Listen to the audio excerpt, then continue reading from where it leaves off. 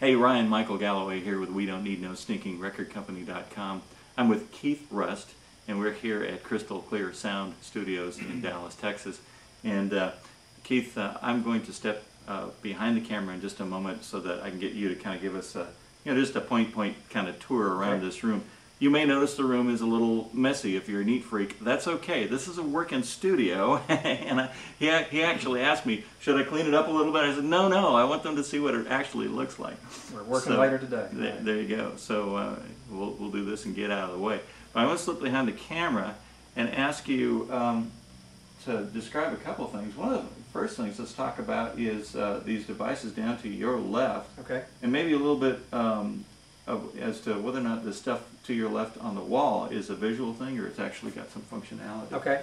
So I'm coming behind the camera. It serves two purposes. The primary purpose is acoustical. In a recording environment, you typically want to avoid parallel surfaces. So this is a diffuser. And what it does is when sound hits that surface, it diffuses it and causes it to bounce off the wall in a random pattern, as opposed to a flat surface which would always bounce off at the same angle, and you get things called standing waves and flutter echoes. So typically you see recording environments that have diffusion. There's stuff on the ceiling that's like that. There's the same kind of diffusion that you see here behind Ryan.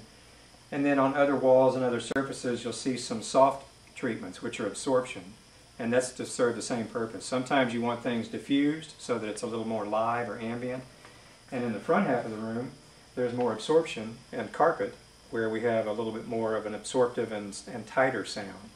So you can divide the room in half, sort of in half acoustically, and get a more ambient live sound here and a little bit tighter, drier sound, and by putting 9-foot gobos or baffles between the two spaces you can isolate pretty well. Let's talk about gobos. Okay. That's what we used to call them too, and I'm pleased to hear they're still called the same thing. So go by the same name, yeah. So these are used for?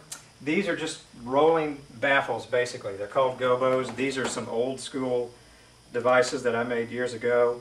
It's basically just a way to get a little bit of isolation. If you have a guitar amp, obviously they make a lot of noise.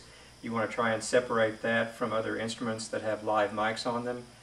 These serve that purpose, but we have other gobos on the other side of the room that we can actually build a little mic cave or an amp cave out of. These, a little bit different design, and these are built in a manner that they can actually be stacked and built into a little ISO cabinet or cabinet cave. Put the guitar amp in there, close it up on all four sides, and then the guy with the amp can really crank it up. If we have other live instruments in the room, even if we have drums out here, the guy can crank his amp and it won't affect what we're doing.